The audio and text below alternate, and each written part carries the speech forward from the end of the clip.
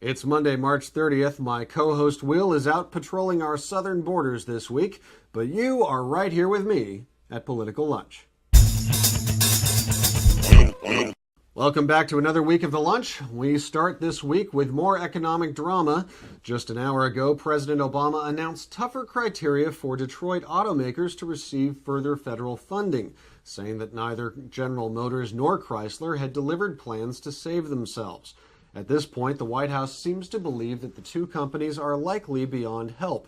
Said Obama, "We cannot make the survival of our auto industry dependent on an unending flow of tax dollars." However, the president did say that he would give GM 2 more months to come up with appropriate restructuring plans, while Chrysler gets 30 days to firm up a deal with Fiat. President Obama also announced plans to issue government warrants to build consumer confidence in purchasing new cars from the troubled automakers, and incentives in the form of tax breaks and trade-in options for older cars. And yesterday, it was announced that the White House had pushed General Motors chairman and CEO Rick Wagoner out of his office as well, making clear that personnel changes like that would be required in order to move forward. Now, of course, this probably makes sense to many Americans, but it still ruffled feathers on the Hill. After all, as Michigan Senator Carl Levin was quick to point out, the president never consulted with Congress on this dramatic move. Instead, said Levin, he informed us. And speaking of cranky senators, over the weekend you may have heard that Harry Reid has been telling some liberals to cool their jets. Supporters of the Obama budget and his economic policy have taken to the airwaves with attacks on moderate Democrats who questioned the president's approach. Reid says that liberals attacking moderates is neither constructive nor beneficial for any of the Democrats. Now, back to the White House for a moment. The president has, of course, been focused on pressing issues beyond the economy, including our war zones in the Middle East. Then on Sunday, President Obama welcomed Bob Schaefer from CBS to the White House for an interview on Face the Nation. Schaefer opened by asserting that Afghanistan was now Obama's war. The president clarified that this was America's war and that the U.S. would now return its focus to the original fight against organized terrorism in Afghanistan. Obama did not directly criticize previous efforts, but did say that we are now properly resourced in Afghanistan after a long period without proper resources. He also made clear that we face enemies who have been operating in Pakistan, but assured viewers that he did not believe ground troops would be needed in that country.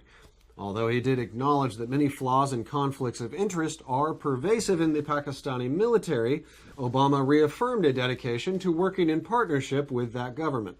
Meanwhile, back here at home, there is a minor election of epic proportions being held tomorrow just up the river from here in New York's State District 20. The special election is being held to fill the seat of Senator Kristen Gillibrand, who is filling the seat of now Secretary of State Clinton.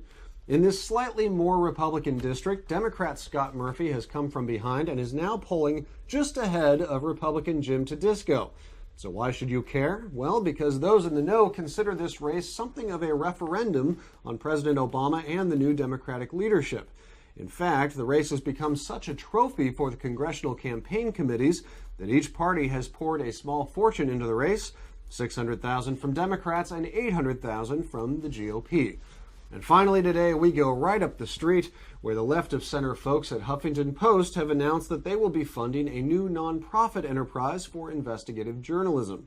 Created in partnership with existing nonprofits, the venture sounds a lot like a mix between the UPI wire service and ProPublica, another Journalism 2.0 venture founded by the unique leadership of Paul Steiger over at the Wall Street Journal.